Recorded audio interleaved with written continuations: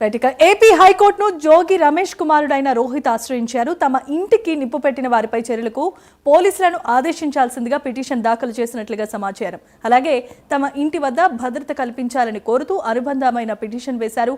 వ్యాజ్యాన్ని lunch motion గా స్వీకరించాలని petitioner అభ్యర్థించారు. అయితే ఏపీ హైకోర్టు జోగి రమేష్ కుమారుడు రోహిత్ పిటిషన్ను విచారణ జరిపించేందుకు అంగీకరించింది.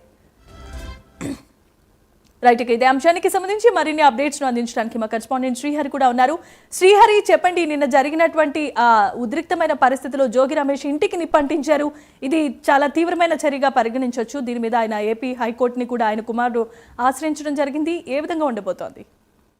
రైట్ జమీమా, ఏదైతే నిన్న జోగి రమేష్ ఇంటి పైన దాడి జరిగిందో ఈ దాడి ఘటన ఏదైతే ఉందో ఈ ఘటనపై అయితే నేడు జోగి రమేష్ కుమారుడు ఎవరైతే ఉన్నారో రోహిత్, ఇతనైతే హైకోర్టును అయితే ఆశ్రయించారు. అయితే తమ ఇంటికి నిప్పు పెట్టిన వారిపైన అయితే తగిన చర్యలు తీసుకోవాలని ఆదేశించాలని చెప్పని రోహిత్ అయితే హైకోర్టులో పిటిషన్ వేశారు. అయితే తమ ఇంటి వద్ద భద్రతను కల్పించాలని చెప్పని కూడా కోరుతూ అనుబంధ పిటిషన్ కూడా అయితే హైకోర్టులో వేశారు. అయితే ఈ వ్యాజ్యాన్ని కూడా దీన్ని చూసుకున్నట్టయితే లంచ్ మోషన్ ఏదైతే ఉందో స్వీకరించాలని చెప్పని పిటిషనర్ తరపున అభ్యర్థన అయితే ఉంది. అయితే ఈ మధ్యాహ్నం కూడా ఇది విచారణ జరిగే అవకాశానికి ఏపీ హైకోర్టు కూడా అంగీకరించింది. అయితే దీంట్లో ఎప్పటికే ఏదైతే ఉందో నిన్న జరిగిన ఘటన పైన పోలీసులు కూడా కేసు నమోదు చేశారు. ఒక పక్క దర్యాప్తు జరుగుతుంది, మరో పక్క చూసుకున్నట్లయితే అక్కడికి అసలు ఎవరు వచ్చారనే కోణంలో కూడా జరుగుతుంది. అయితే వీరు అసలు నిజంగా టీడీపీ కార్యకర్తలైనా లేకపోతే వైసీపీలోనే జోగి అనుచరులు ఎవరైనా ఈ